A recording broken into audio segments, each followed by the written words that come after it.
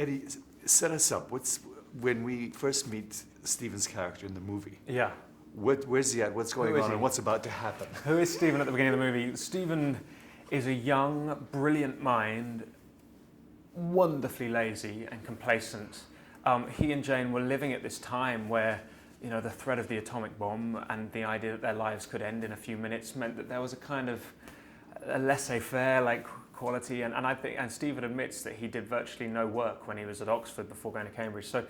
So what's extraordinary for me is it's when he is diagnosed with ALS and given this horrific sentence of 2 years that he catalyzes himself into realizing that this mind has to be used, and he then does so formidably. Now, your performances are amazing. Oh. How did you prepare for this? Well, the preparation was totally intriguing on this.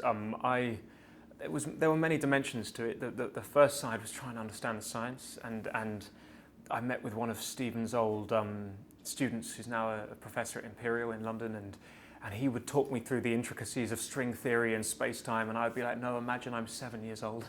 Talk to me like I'm 6, because I gave up science when I was a child. So understanding that side of it was one aspect. Then it was learning about ALS, about motor neuron disease, and so I went to a specialist in a clinic in London and was lucky enough to meet people who are suffering from this hideous disease and their families, and they let me into their homes and saw the emotional ramifications of people living with this. And then the last aspect was meeting Stephen and Jane, because that was really spending time with them and gleaning as much as you could from their personalities to then take into filming. Above all, this is a love story. Yeah. Can you comment on this unique love story that these?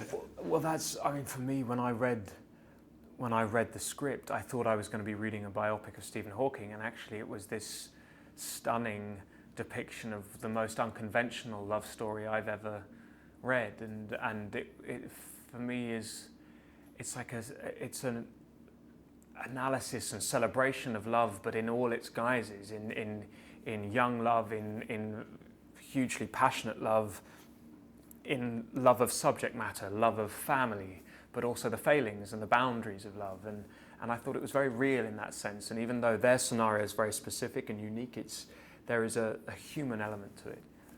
What was it like working with Jane? She's just a fabulous actress. With Felicity, yeah. Working with Felicity was the dream. I've known her for years. We both started in the same theatre, a place called the Donmar Warehouse in London.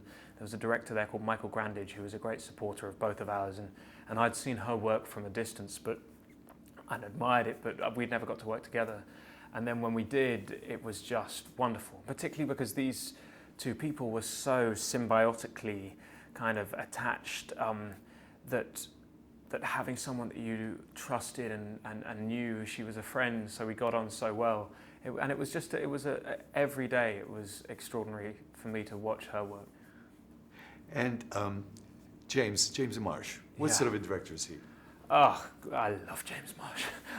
He is the most kind, but brilliantly intelligent, but freedom-inducing director. He really believes in collaboration, and he empowers everyone he's working with to give their best, and to also be brave enough to speak up if you have opinions on things. And really, this was a collaboration of Felicity, myself, James, the DP Benoit, the costume, makeup.